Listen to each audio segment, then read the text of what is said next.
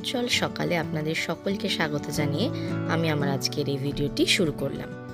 আজকে ভোরবেলা আমরা গৌরীকুণ্ডের হোটেল থেকে চেক আউট করে সোনপ্রয়াগের এসে গাড়িতে উঠে পড়েছি আর এখন চলেছি 7 কিলোমিটার দূরে অবস্থিত ত্রিযুগী নারায়ণের উদ্দেশ্যে। আজকে আমরা প্রথমে ত্রিযুগী নারায়ণ দেখব, তারপর চলে যাব কালীমঠ এবং সেখান থেকে সোজা আমরা বদ্রীনাথের উদ্দেশ্যে রওনা দেব। পথ অনেক দূর, তাই ভিডিওটা দেখতে থাকুন এবং পথের শোভা উপভোগ করতে থাকুন।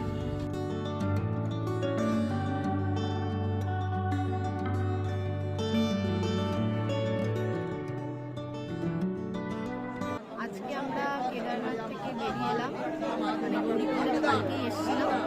রাত্রিবেলা গৌরীকুণ্ডে কাটিয়ে আমরা কেদারনাথ বেরিয়ে আজকে বদ্রীর দিকে যাবো। তার পথে আমাদের প্রথম আজকে যে টুরিস্ট স্পট সেটা হচ্ছে ত্রিযুগী নারায়ণ। এই স্থানটাতে হর পার্বতীর বিয়ে হয়েছিল, আর সেখানেও তারা যে কুণ্ডটাতে সাক্ষী বিয়ে করছিল সেই অগ্নিকুণ্ডটা এখনো অবধি চলছে। সেখানে প্রত্যেক শরণার্থী এসে কাঠ দান করে, দিয়ে সেই কুণ্ডটাকে জ্বালিয়ে রাখার প্রয়াস এখন চলছে, আর সেটা এখন নেবেনি, কুণ্ডটা এখনো প্রজ্বলিতই রয়েছে। দেখুন মন্দিরটা খুবই সুন্দর, ছোট্ট অনেকটা কেদারনাথের মন্দিরের মতোই দেখতে, ওরকম স্টাইল সুন্দর একটা ছোট্ট মন্দির।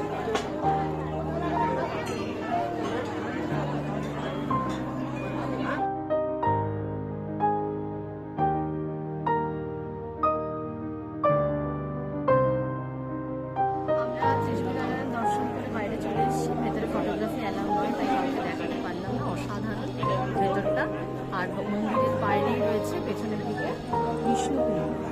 এই জায়গাটা অসাধারণ, চারদিকে সব ছোট এখানে পুজো চলছে। বিভিন্ন পরিবারের লোকেরা তাদের নিজেদের পরিবারের লোকেদের জন্য পুজো করছেন, পুরোহিতরা তাদের পুজোতে সাহায্য করছেন। চারপাশটা আপনারা দেখুন।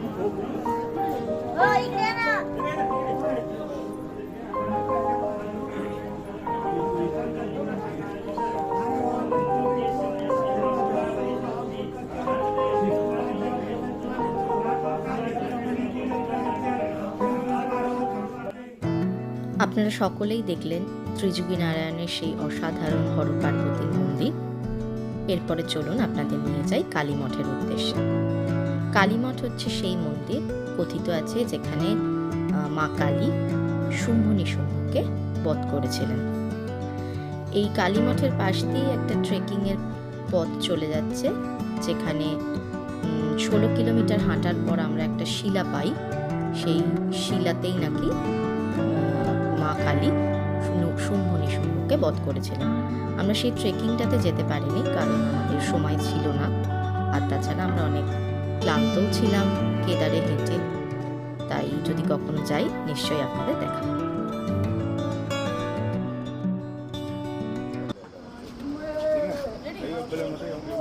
আমরা এবারে উত্তরাখণ্ডে, এরপর আমরা যাবো বদ্রীনাথের উদ্দেশ্যে। চলুন দেখা যাক মন্দিরটা কেমন।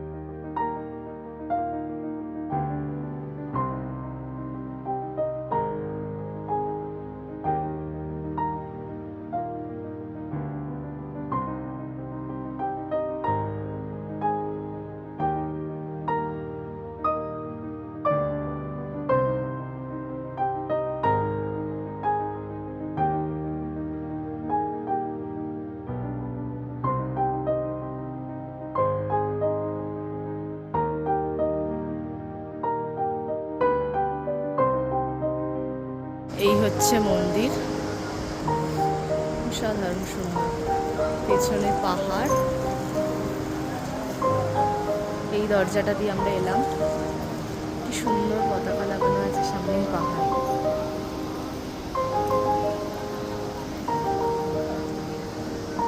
আমরা এবার মন্দিরে প্রবেশ করবো। মনে হয় মন্দিরে ক্যামেরা অ্যালাউ না, তাই আমি বন্ধ করে দিচ্ছি এখানে। এবার আমরা দিয়েছি এখানে মহালক্ষ্মীর মন্দির, লক্ষ্মীর মন্দির, সেখানে আমরা যাচ্ছি।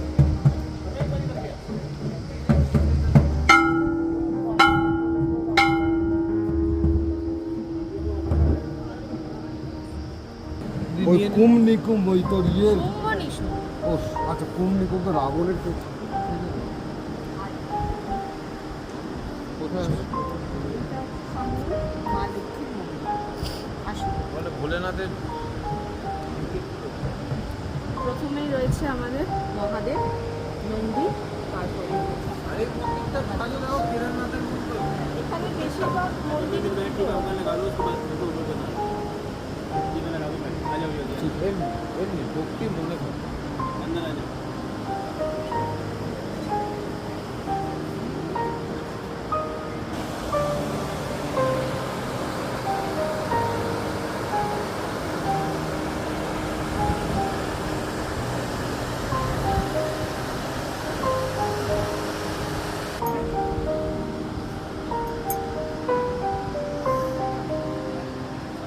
এটা হচ্ছে শ্রী গড়া শঙ্কর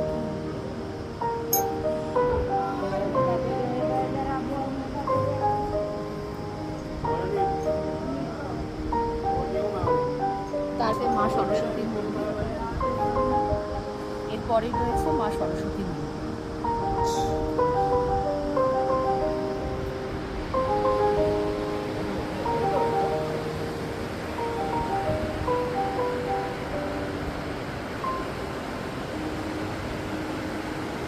তারপরেও আর একটা মহাদেবের লিঙ্গ রয়েছে।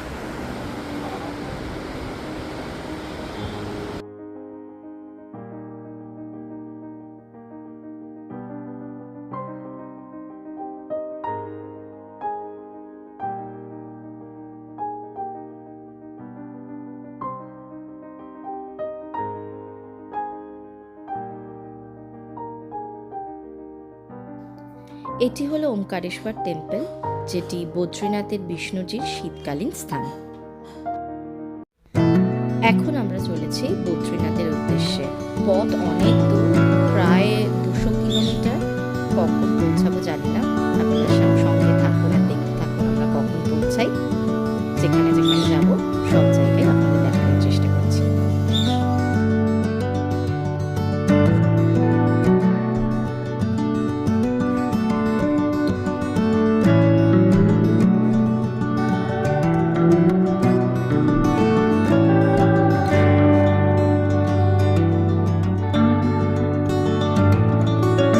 বদ্রীনাথ যাওয়ার পথে একটা জায়গায় ছোট একটা হোটেলে থেমেছি খাবার দাবার খাবো বলে। রোজই তো সেই ম্যাগি আর আলুর পরোটা খেয়ে চলছে, কেউই আর পারছে না।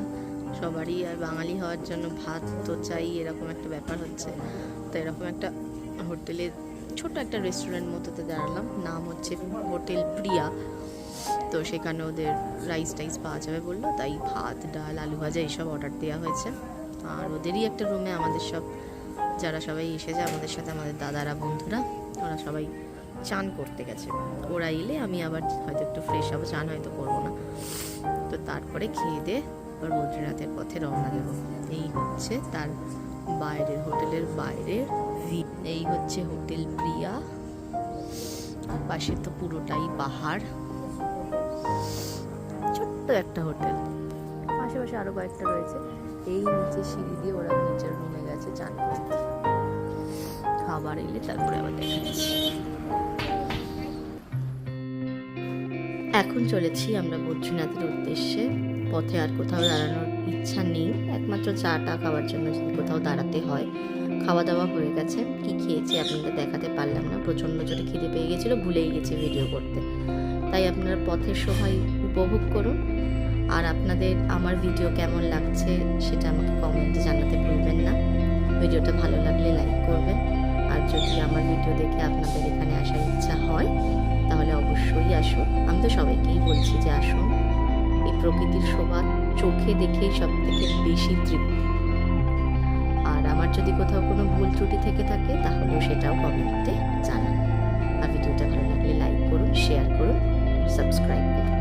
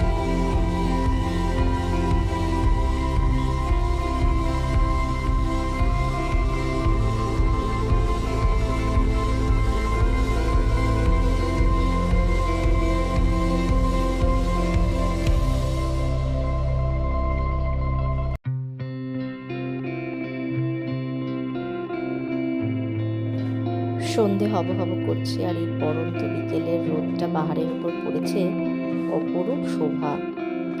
চোখে দেখে না পুরো শান্তি। বাড়ির কাছে তো এত গাছপালা দেখাই যায় না, এ যেন স্বর্গ। স্বর্গে এর থেকে বেশি আর কি সৌন্দর্য থাকতে পারে? অসাধারণ, সত্যি অসাধারণ।